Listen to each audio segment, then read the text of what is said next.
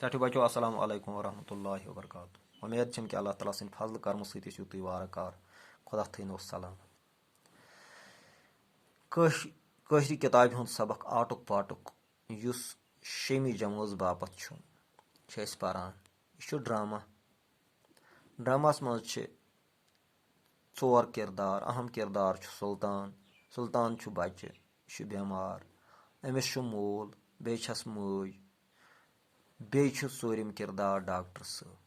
सुल्तान बच्चे, यह बेमार आसान तो बेमार सब यह तकलीफ सग सठा परेशान तो यड़ दाद सह चिरंग आसान दनान यानी त्रट त्रट करान।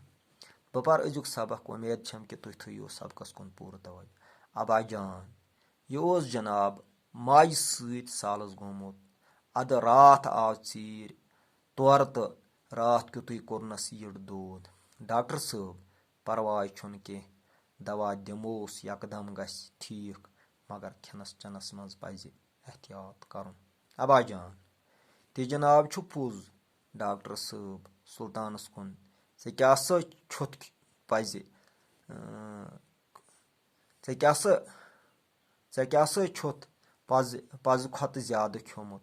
इंसानस पज गजा तूत खिन यूत जरूरी आसि। ज्यादा गजा खन सह तकलीफ वातान। यानी डॉक्टर साहब ये वातान गरस मज यह प्रसान गोडनथी यमन अमिस क्या दलील गोड यसान जानन कि दूध कोरन तो वजह क्या गो यम कस्मुक दूध आस तम कस्म डॉक्टर साहब गोडनथ जानकारी हासिल कर। यह प्रसान यड़ दूध मोल वनान कि अमिस यड़ दूध यह सालस गोमुत। डॉक्टर साहबस तोर पाने फिक्र कि सालस मज कंट्रोल रोजान। इंसान तूत खेवान यह बाकियन 2 हफ्तस खे तो खेवान अक साथ तो खेत कर इंसान सेहत खराब गसान बे गुमराह गसान खून गसान खराब मड बनान।